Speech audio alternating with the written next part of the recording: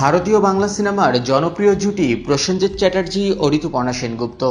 দীর্ঘ ক্যারিয়ারে তারা আলাদাভাবে অসংখ্য সিনেমায় অভিনয় করেছেন। এর মধ্যে জুটি বেঁধেছেন 50টি সিনেমায়। এই জুটির প্রথম চলচ্চিত্র নাগপঞ্চমী, যা মুক্তি পায় 1994 সালে। এরপর 2002 সাল পর্যন্ত দাপটের সঙ্গে জুটি বেঁধে অভিনয় করেন। 2002 সালে মুক্তি পায় এই জুটির প্রতিহিংসা সিনেমা। এরপরে হয় ছন্দপতন। সময়ের সঙ্গে বদলে যায় অনেক কিছুই।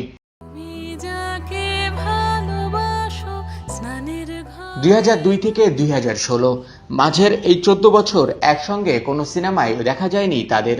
দীর্ঘ 14 বছরের বিরতি ভেঙে 2016 সালে প্রাক্তন সিনেমার মাধ্যমে জুটি বেঁধে আবারও সিনেপর্দায় হাজির হন টলিউডের এই দর্শকপ্রিয় জুটি। সিনেমাটি মুক্তির পর ভূয়সী প্রশংসা কুড়ান তারা। দর্শক হৃদয় আন্দোলিত করে সিনেমাটি। প্রাক্তন মুক্তির পর আরও দুটি সিনেমায় একসঙ্গে অভিনয় করেন প্রসেনজিৎ ও ঋতুপর্ণা।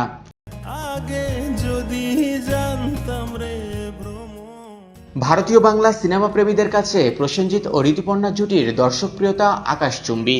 জুটি বেঁধে অভিনয় করছেন 30 বছর। দীর্ঘদিনের গুঞ্জন, ব্যক্তিগত জীবনে এ জুটি প্রেমের সম্পর্কে জড়িয়েছিলেন। সত্যি কি প্রেম ছিল প্রসেনজিৎ ও ঋতুপর্ণার মধ্যে? এবার ভারতীয় একটি গণমাধ্যমে এই প্রশ্নের উত্তর দিয়েছে এই তারকা জুটি।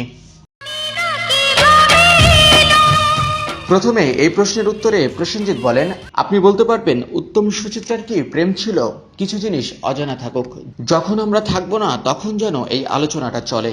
একই প্রশ্নের জবাবে ঋতুপর্ণা বলেন, পরবর্তী প্রজন্ম যেন এটাই হাতড়ে যায়, এদের মধ্যে আসলে কি ছিল। ঋতুপর্ণার এই বক্তব্যের পর প্রসেনজিৎ বলেন, আসলে কিছু সম্পর্ক বিশ্লেষণের বাইরে, সেটাকে ওরকম ভাবেই রাখা ভালো।